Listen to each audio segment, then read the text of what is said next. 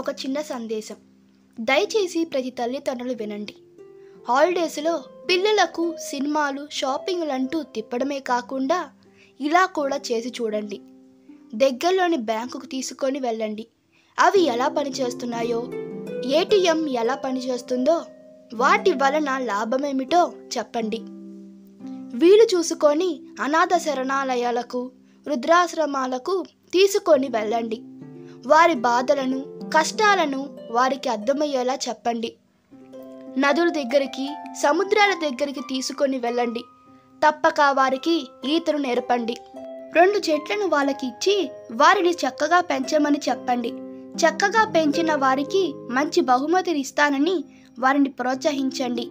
మీ పిల్లల ముందు రక్తదానం చేయండి. రక్తం యొక్క ఆవశ్యకతను వారికి తెలియజేయండి.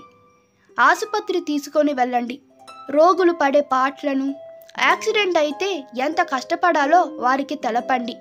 సొంత గ్రామానికి తీసుకొని వెళ్ళి తాతయ్య, అమ్మమ్మల, బామ్మల, అత్త, మామ, బాబాయ్ ఆప్యాయతలన్నీ వారికి రుచి చూపించండి.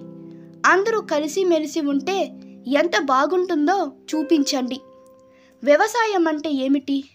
రైతు ఎంత కష్టపడితే మనం తింటున్నామో, పదార్థాలను వృధా చేయడం ఎంత తప్పో వారికి తెలియజేయండి. దగ్గరలోని పోలీస్ స్టేషను, కోర్టు, జైలుకు తీసుకొని వెళ్ళండి. జైల్లోని శిక్షలు, వాటిని గురించి అవగాహన వస్తే వారు అలాంటి తప్పులు చేయకుండా ఉండడానికి వీలు ఉంటుంది. దగ్గర కూర్చోబెట్టుకొని వారి కోరికలు ఏంటో తెలుసుకొని, వారు కోరినవన్నీ కాకుండా ఏది అవసరమో వాటిని మాత్రమే తీర్చి వారి కోసమే మీరు ఉన్నారన్న నమ్మకాన్ని కలిగించండి. అన్ని మతాల దేవాలయాలకు తీసుకొని వెళ్ళండి. మీకు తెలిసిన విషయాలను వారికి చెప్పండి.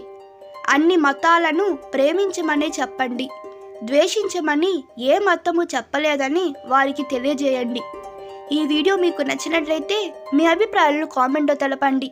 Please like, share and subscribe to my channel. Thank you.